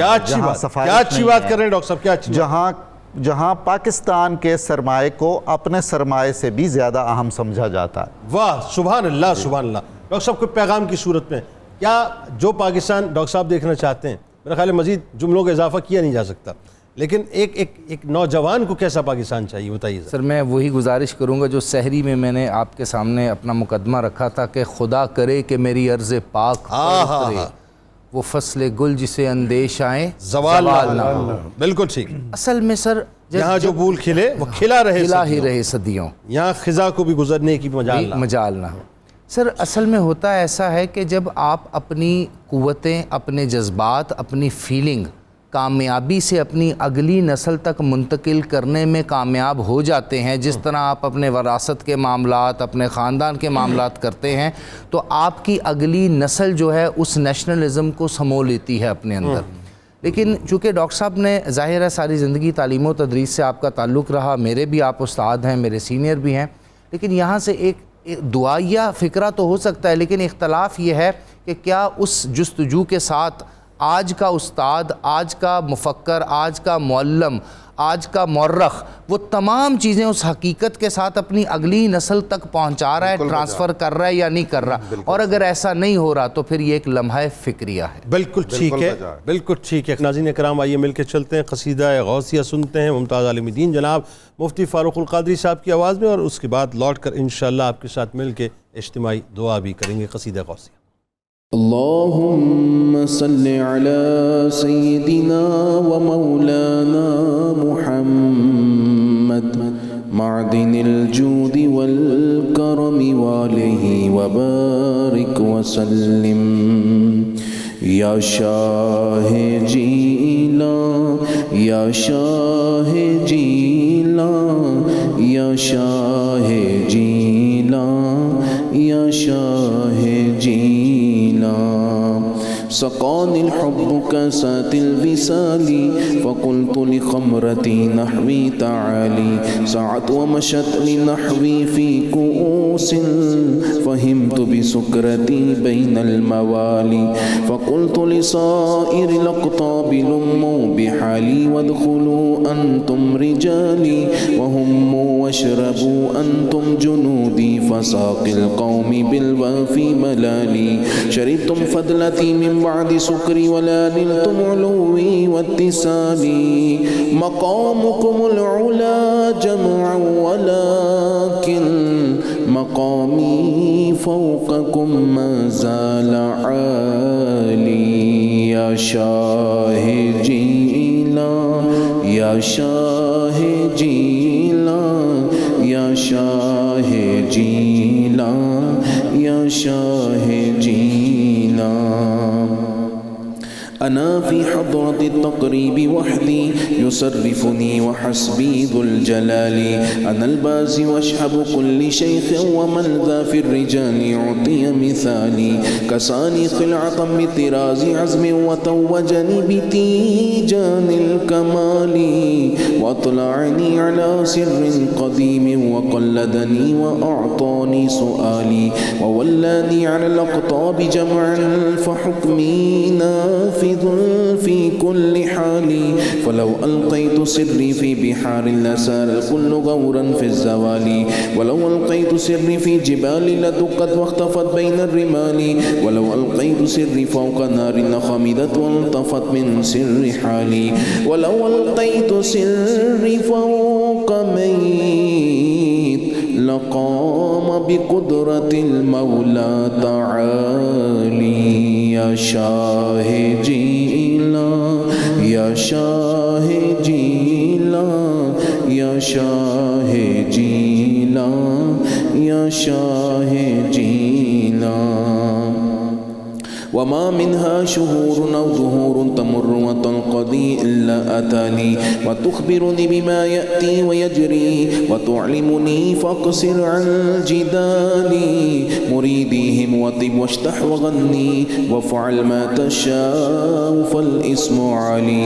مريدي لا تخف الله ربي عطاني رفعة نلت المنال. تبولي في السماء والأرض دقت وشوص السعادة قد بدا لي. بلاد الله ملكي تحت حكمي ووقتي قبل قلبي قد صفالي. نظرت إلى بلاد الله جمعا كخردلة على حكم اتصالي. مريدي لا تخف واشل فإني عزوم قاتل عند القتال. يا شاہ جیلان یا شاہ جیلان شاہ جیلان یا شاہ جیلان درست العلم حتى صرت قطبا ونلت سعدا من مولى الموالي فمن في أولياء الله مثلي ومن في العلم والتصريف حالي رجال في هواجرهم صيام وفي ظلم الليالي كاللآلي وكل ولي له قدم إني على قدم النبي بدر الكمال نبي هاشمي مكي رجاز وجد به نلت الموالي أنا الجيلي محي ديني اسمي وأعلامي على رأس الجبال أنا الحسني والمخضع مقامي وأقدامي على عنق الرجال وعبد القادر المشهور اسمي وجدي صاحب العين الكمال تقبل لي ولا تردد سؤالي أغثني سيدي انظر بحالي يا شاه جيلان يا شاه جیلان یا شاہ جیلان یا شاہ جیلان اللہم صل علی سیدنا و مولانا محمد معدن الجود والکرم والہ وبارک وسلم الحمد للہ رب العالمین والصلاة والسلام علی سید الانبیاء والمرسلین جزا اللہ عنا سیدنا و مولانا محمد صلی اللہ تعالی علیہ وسلم ما هو اہل اللہم ربنا آتنا فی الدنیا حسنة وفی الآخرة حسنة وقنا عذاب النار وقنا عذاب القبر وقنا عذاب الحشر وقنا عذاب الميزان اللهم رب اجعلني مقيم الصلاة ومن ذريتي ربنا وتقبل دعاء ربنا اغفر لي ولوالدي وللمؤمنين يوم يقوم الحساب اللهم اغفر وارحم وأنت خير الراحمين اللهم إني أسألك العفو والعافية في الدين والدنيا والآخرة اللهم استرنا بسترك الجميل یا ارحم الراحمین یا ارحم الراحمین یا ارحم الراحمین یا ربنا یا ربنا یا ربنا یا ربنا یا قاضی الحاجات یا حل المشکلات یا حل المشکلات یا حل المشکلات اے ہمیں ہماری ماؤں سے زیادہ چاہنے والے پروردگار اے ہم پر کرم بالائے کرم کرنے والے پروردگار اے ہم گناہ گاروں سیاہ کاروں کے گناہوں کو معاف فرما کر ہمارے ہاتھوں میں بخششوں اور مغفرتوں کے پروانے تقسیم کرنے والے پروردگار اے ہمیں ہم سے زیادہ چاہنے والے پروردگار تجھے تیرے محبوب صلی اللہ علیہ وآلہ وسلم کا واسطہ ہماری آل اولاد کی ہمارے والدین کی اور پوری امت کی بخشش اور مغفرت فرما دے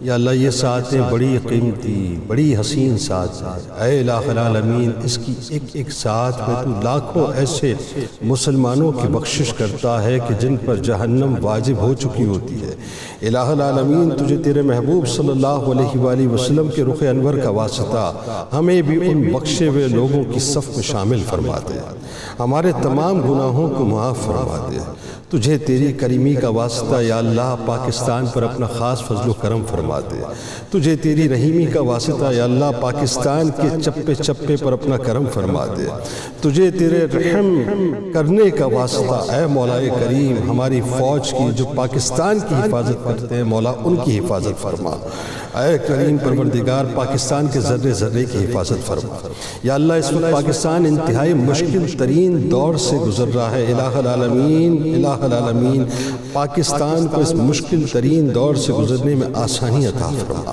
اے اللہ امت پر اپنا کرم فرما امت کا شیرازہ بکھر چکا مولا امت کو مجتمع فرما دے ہم سب کے جو ہاتھ اٹھے ہیں مولا پوری دنیا میں ہم سب پر اپنا خصوصی فضل و کرم فرما کر اس رمضان کو ہمارے لیے باعث شفاعت بنا دے وصلی اللہ تعالی علی خیر خلقہ ونور عرشہ افضل الانبیاء والمرسلین حبیبنا وسیدنا وشفیعنا ومولانا محمد وآل آلہ وصحبہ اجمعین آمین برحمتک یا ارحم الراحمین ناظرین کرام انشاءاللہ رات 2 بجے آپ سے زندگی رہی تو شہری میں ملاقات ہوتی ہے